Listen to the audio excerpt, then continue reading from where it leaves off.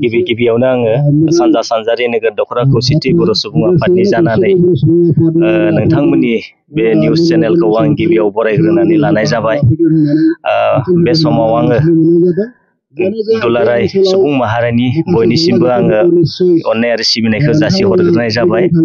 जा फैबाय थानाय नभेम्बर दाननि 4 आरो 5 अक्ट'आव जोंनि सानजा सानजारि नोगोर दखरा खौसेथि बर' सुबुं आफादनि जिथु जथुम्मा बेखौ खुंफुंनो थाखाय थामथिम खालामनाय जाबाय।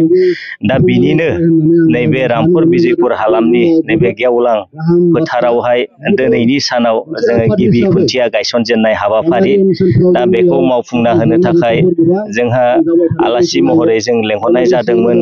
जा जोंनिनो जनाय सोनाब जनाय बा पश्चिम जनायनि धेमाजि जिल्ला परिषदनि सोद्रोमा सानसुमा बसुमतारीखौ जोङो आलासि महरै मोननो हादोंमोन। दा दिनै बे समाव मोजाङै मोजां मावफुंनानै होबाय। दा बेवहायनो बाहागो लाफैनो हानाय, जोंजोंनो मदद होफैफानो हानाय जोंनि सानजा सानजारि नोगोर दखरा खौसेथि बर' सुबुं आफादनिनो गाहाय नेहाथारि, लोगो आफादगिरि, लोगो नेहाथारि लोगोसे बोसोनगिरि, आरोबाव फैबाय थानाय जिथु जथुम्मा जोंनि सानजा सानजारि नोगोर दखरा खौसेथि बर' सुबुं आफादनि जथुम्माखौ खुंफुंनो थाखाय बानजाय आफाद दानानै होजानाय बानजाय आफादनि आफादगिरि लोगोसे नेहाथारि लोगोसे बानजाय आफाद दालाय आफादनि रायजो राजा बिथांमोना बे समाव जोंजों मदद होफैफादों। जथुम्माखौ जोङो साननैनि हाबाफारि लानाय जादों।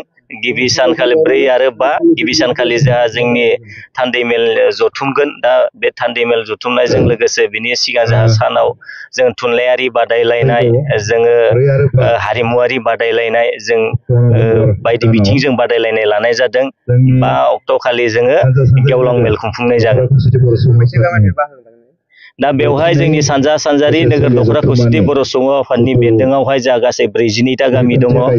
दा बे 42टा गामिनिफ्राय गासै जोङो 7 जों सुबुं लेंहरनाय जागोन। गागि आरो लाइमोन बिथांमोनखौ जोङो बे थान्दै मेलाव जोङो लेंहरनाय जागोन। आरो गेवलां मेलाव जोङो नैबे ओनसोलनि साफ्रोमबो न'खरसेयाव जोङो 2 खरै जोङो हांख्रायनाय जादों। आरो जोंनि 42टा गामिनिफ्राय जोङो गासै 10 जोङो गामि मोनसेनिफ्राय जोङो लेंहरनाय जागोन। गाहाय आलासि महरै जोंहा जोंनिनो मिरु खौसेथि बर' सुबुं आफादनिनो जा मानगोनां मनरन्जन बसुमतारी बिथांखौ जोङो गाहाय आलासि महरै जोङो लेंखानाय जाबाय। आरो बेजों लोगोसे जोंहा आरोबाव जोंनिनो ओनसोलनि दा बावै खुंफुंबाय थानाय BKWBC बा बर' कसारि अनसाय गावारि खुंथायनि मानगोनांसिन बिथांखौबो जोङो लेंनाय जाबाय। देग्लायनि जथुम्मायाव जा जोंनि सानजा सानजारि नोगोर दखरा खौसेथि बर' सुबुं आफादनि दखरानि सिङावहाय जोङो नै देग्लायो जोङो मिरु खौसेथि बर' सुबुं आफादनि बा थांखि बायदि बा जोंनि खौसेथि बर' सुबुं आफादनि संबिजित बायदियै जोंहा जोंनि जिहेथु दखरानि सिङाव गामि आफाद दानाय, जों बेखौबो दाफुंनानै लानो हाबाय। दा बिदि हिसाबै जोंनि जथुम्मायाव जोङो जोंनि गामि आफाद लोगोसे रायजो राजाखौ लानानै गासै 1500सो जोंनियाव जथुम्मायाव गेदारिं जागोन आरो सुबुं जथुम जागोन आरो जेनेबा गासै रायजो राजाफोरखौ लानानै।